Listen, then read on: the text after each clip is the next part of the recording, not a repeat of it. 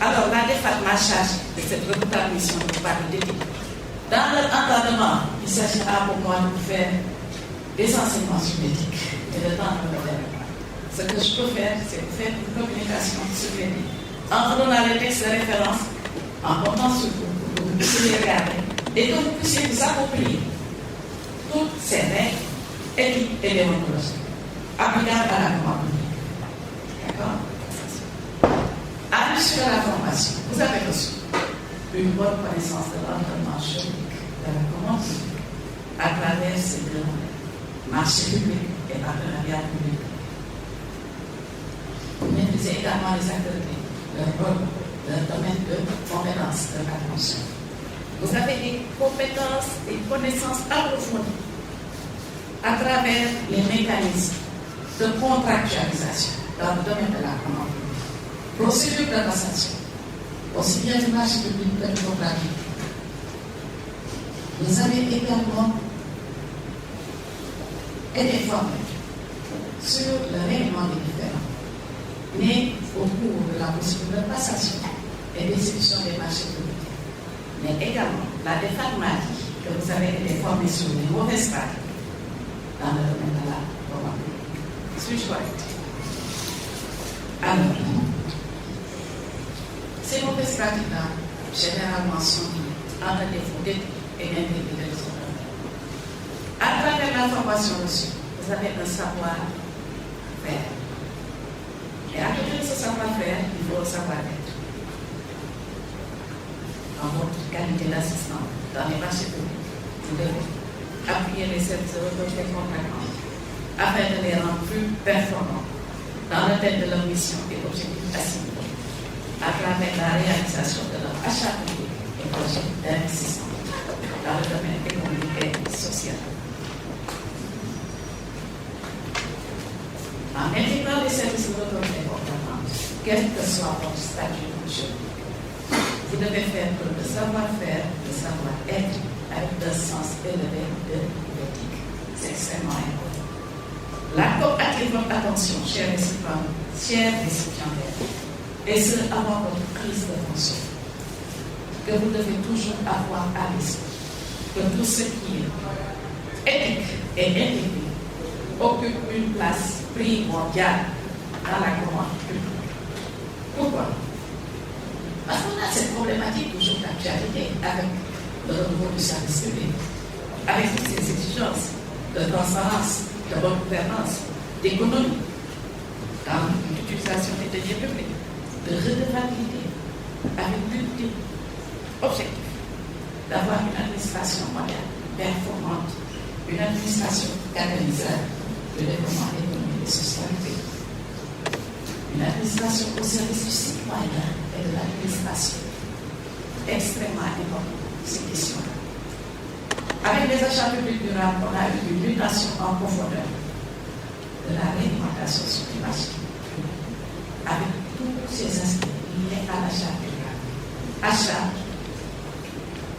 à travers lequel l'autorité compétente en procédant à la réalisation de ses besoins en service d'État cherche à travers aussi l'appel d'offres à atteindre l'objectif de développement durable.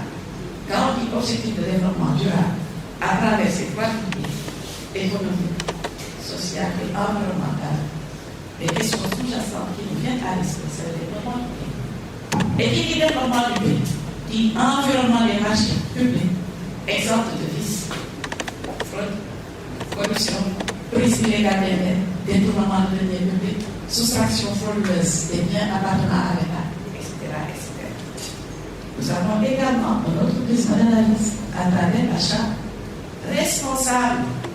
Ça, c'est une innovation majeure du Dr Faisaba, qui a été acteur dans la rédaction du programme des marchés publics. Qui dit achat public responsable, le prof va rappeler tout à l'heure, nous parle d'achat respectant tout ce qui est éthique et déontologique. Avec, en bref, la réglementation en matière sociale. Vous voyez l'environnement de la commande publique, comment il a évolué en profondeur, comment cet environnement est très prévalent sur tout ce qui est éthique, transparence et déontologie.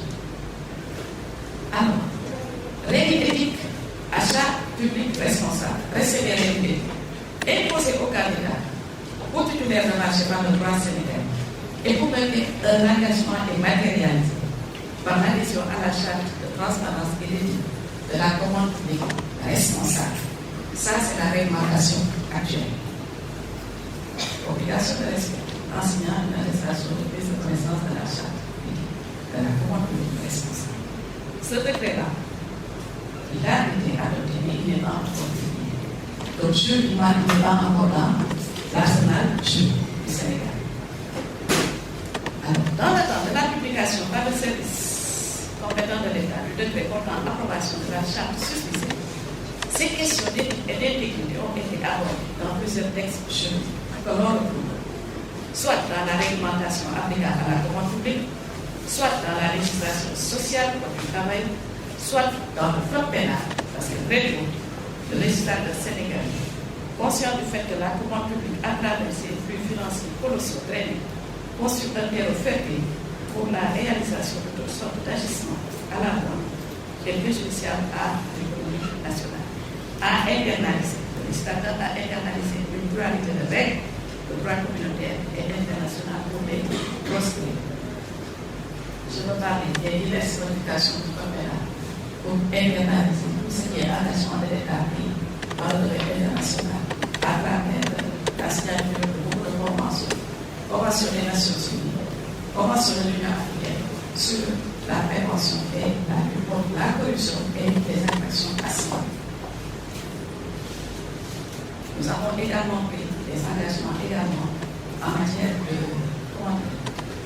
transformation financière, avec tout ce qui est contre le blanchiment des capitaux, financement illicite des partis politiques. Et quoi encore? Ah, il y en a beaucoup, hein? Il y en a beaucoup. D'accord? Blanchiment des capitaux. Non, je parle de blanchiment des capitaux, là. En réalité, elle est à l'esprit. Tout ce qui est prérogative de la CNI, la Cellule nationale de traitement des informations financières. D'accord? Avec toutes les règles de la citoyenne. Au niveau communautaire, les règles uniques sont consacrées en l'état actuel par la directive numéro 04/2012 UMOA relative à l'éthique et à la déontologie dans les marchés publics et délégation de services publics au sein de l'UMOA. Je vous invite une leçon à vous approprier les termes de cette directive qui énumère les principes fondamentaux du service public. L'égalité, le principe de la légalité. Dans l'exécution de vos tâches, vous êtes soumis à la loi et à la réglementation applicable au secteur d'activité dans lequel vous êtes. C'est ça le principe de la légalité. D'accord? Égalité des citoyens devant le service public. Vous ne pouvez pas être assistant dans les marchés publics et donner à l'ambitaire des informations d'une procédure de passation des marchés et du secours des terres par rapport aux autres candidats et soumissionnaires. Ça, c'est une rupture dans l'égalité de traitement des candidats. D'accord? Neutralité de l'électronique. Obligation de respect de neutralité.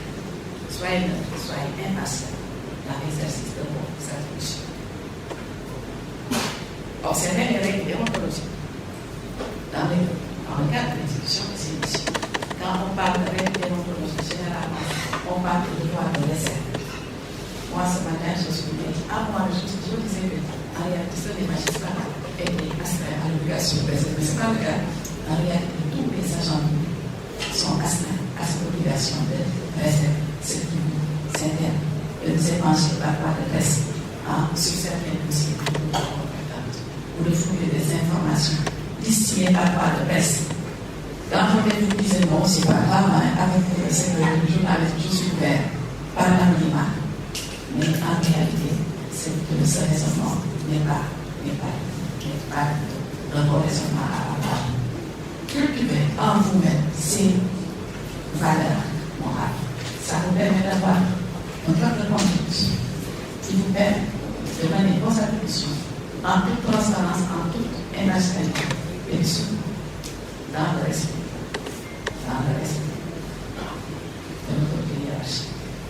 C'est extrêmement important.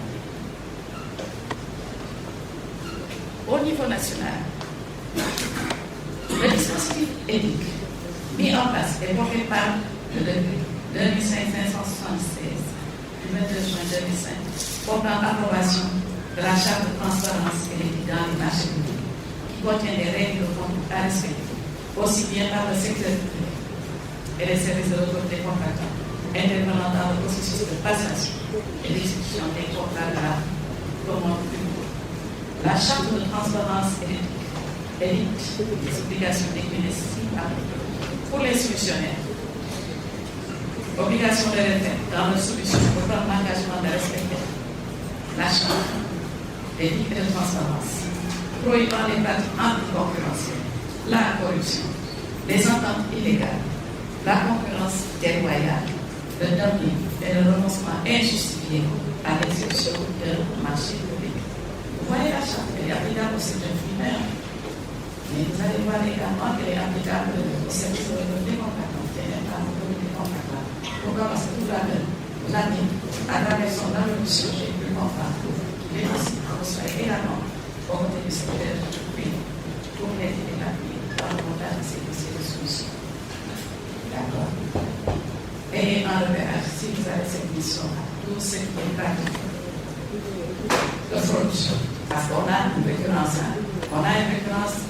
de faux dans les dossiers de solutions, avec les fausses attestations de services qui sont manipulées. Et généralement, l'autorité compétente s'en encore que c'est nécessaire pour que le CRD prononce des sanctions à l'égard de son auteur. Les fausses attestations, je vous vois sourire, monsieur, les fausses attestations de services sont récurrentes. Et généralement, c'est le secteur privé qui aide à gagner un marché, il y a de cela 2 ou 3 ans, se taire dans son bureau et change les données d'attestation. Et comme les prix ne sont jamais partis, ils sont toujours rattrapés. Si vous êtes à côté du secteur privé, ces pratiques sont des pratiques qui ne sont pas du tout, qui n'ont pas de place dans les marchés publics. Si vous regardez le site de l'ARD, de la COP, maintenant, vous voyez que les exclusions généralement sont justifiées par ces agissements frauduleux. Généralement, le secteur privé est également très enclin à se rapprocher des services de l'autorité contractante, à se rapprocher de vous. Vous vous proposez des résultats. Vous vous proposez des différents. Vous vous proposez des cadeaux. Encore que la frontière est très tenue entre ce qui est cadeau avec la terre sénégalaise et ce qui est corruption. Dans un précédent cours, avec notre début, je disais toujours à l'inspecteur de justice, c'est à vous de voir. Si on vous donne en fonction de la position occupée un téléphone, un iPhone qui coûte presque 1 million, là, soyez suspect. Avec le iPhone, 1 million, retournez l'iPhone. Le cadeau n'est jamais grave sur ces agissements. Soyez armés moralement pour ne pas sombrer, pour ne pas succomber à la tentation. Du côté de la charte lui dit attention, autorité contractante, vous avez une obligation de respecter le principe de transparence dans vos procédures de passation des marchés, avec une publication des informations, un traitement égalitaire des candidats et solutionnaires, une application rigoureuse des critères d'évaluation des offres, source de décision objective d'attribution des marchés. On ne peut pas, Madame Dame ne peut pas, en sa qualité, pour Madame B, je vais prendre l'exemple de Madame B parce que c'est elle qui s'occupe des marchés de l'institution. Madame B, en élaborant un dossier d'appel à concurrence, en convoquant la commission des marchés chargée de l'évaluation des offres, cette commission en réalité, de ne faire une promotion d'attribution provisoire que sur la base des critères préalablement définis par les élections. On ne peut pas, sur la base d'autres critères non prévus, donner le marché à un solutionnaire et cariculaire. Ces cariculaires-là, on les voit observer et le servir les sanctionnaires. D'accord? Alors, les entraves à la concurrence. Un dossier qui doit être publié dans un journal de grande diffusion. Je dis n'importe quoi, le soleil, mais un dossier, on s'en rend compte, ce dossier de marché publié dans un journal. Un journal sportif. Encore que je dois vous avouer que la réglementation sur ce point-là nous aide partout. Pourquoi? Parce qu'elle ne nous définit pas. C'est quoi un journal de grande diffusion? En tant que je pense qu'on devrait même, sur cette question-là, dans le cadre du droit de l'âge sur les marchés publics, on envoie la sécurité là, il n'y a pas de la presse. Ça nous permet de régler le contentieux efficacement avec notre mode de protection. À la base, je vous ai parlé de la charge à respecter par le secteur privé, par l'autorité compétente, mais également par les agents qui sont impliqués dans le processus de passation des marchés publics. C'est le marchés. C'est les marchés et la commission d'affaires. Il s'évalue les membres de la cellule de passation des marchés et les membres des commissions des marchés sont tenus de signer avant de rendre en fonction une attestation de prise de connaissance de la charte de transparence dans les marchés publics, avec une interdiction qui leur est faite d'échanger leurs services contre des gains en espèces ou en nature, ou de prendre un intérêt quelconque dans une affaire placée sous le contrôle ou de surveillance. Ce fait, il est qualifié pénalement de corruption ou de prise illégale d'intérêt. D'accord? Ce que vous devez retenir, c'est que le dispositif éthique mis en place dans la commande publique, aussi bien dans le code des marchés publics et le décret numéro 2021-1443 du 27 octobre 2021, portant application de la loi numéro 2021-23 du 2 mars 2021 sur les publics, tourne à l'acquis principal sur la notion de conflit d'intérêt. Acquis principal de texte juridique ont les mêmes dispositions sur le conflit d'intérêt. Et je vous ai donné des fondementations. Étant précisé qu'à sous prétexte de mon adoption, ce support va sur la variation. Et ce support est déjà mis à la discussion avec les parents. C'est un support qui sera partagé. D'accord?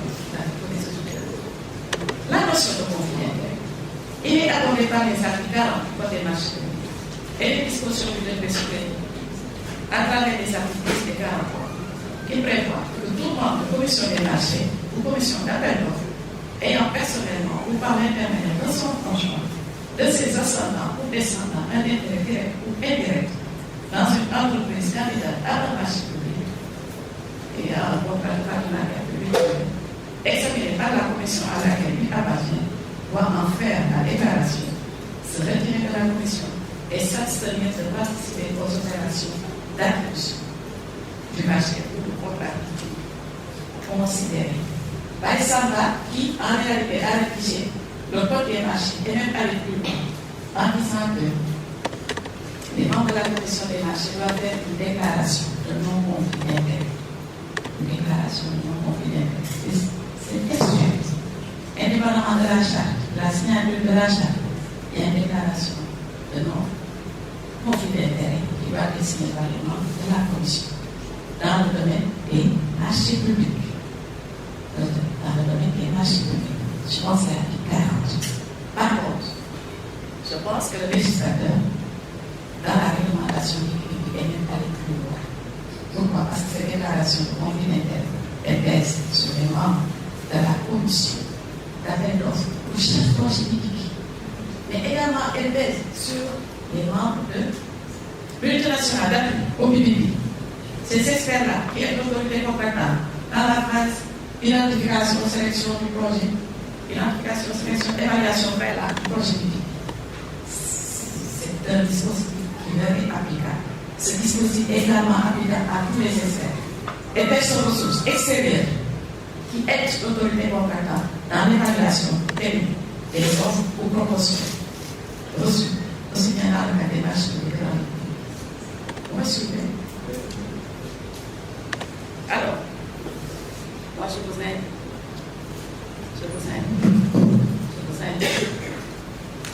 Exercer. Quelle que soit votre position au sein de l'autorité compétente, à observer la réglementation qui est applicable en matière d'éthique et déontologie. Ce faisant, vous préservez l'image de l'institution concernée. Ce faisant, acquis personnel. Vous cultivez en vous-même des valeurs intrinsèques. Personnels qui vont sûrement dans toute votre carrière professionnelle. C'est extrêmement important. Il est également que vous sachiez que le régulateur de la commande publique dispose d'un pouvoir de sanction par rapport à certains comportements.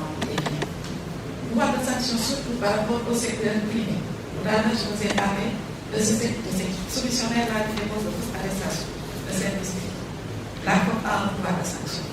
Mais après l'enquête menée par les membres de la cellule d'enquête composée d'agents assermentés qui, après autorisation des organes délibérants, rédigent un rapport d'enquête et vont observer pour faire une proposition de sanction.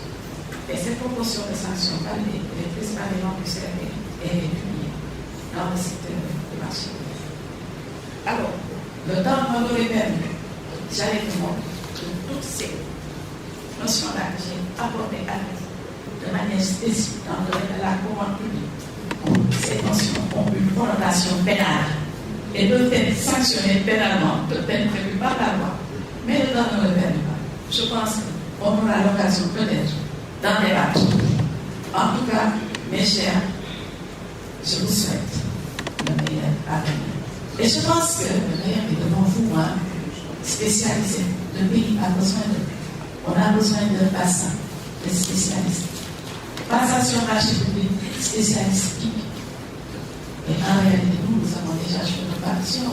Je pense que nous sommes venus l'histoire pèse sur vous. Donc, s'il vous plaît, je vous exhorte vivement à ne pas développer avec moi, à persévérer avec le sens élevé du bien et de la morale dans la résolution de vos issues auprès de des combattants. John a parlé du bâti. Comment tu veux dire. Ah, c'est le slogan qui nous dirige. C'est le slogan qui la corruption qui va reculer. Parce que moi, à un moment donné, dans les instances nationales, dans les instances internationales, je dis à mes collègues, oh, la lutte contre la corruption, ce n'est pas pour nous, c'est la vie. Mais peut-être pour les générations futures. Je pense que vous faites partie de ces générations futures. Donc, l'espoir est bien. Je vous remercie pour votre attention.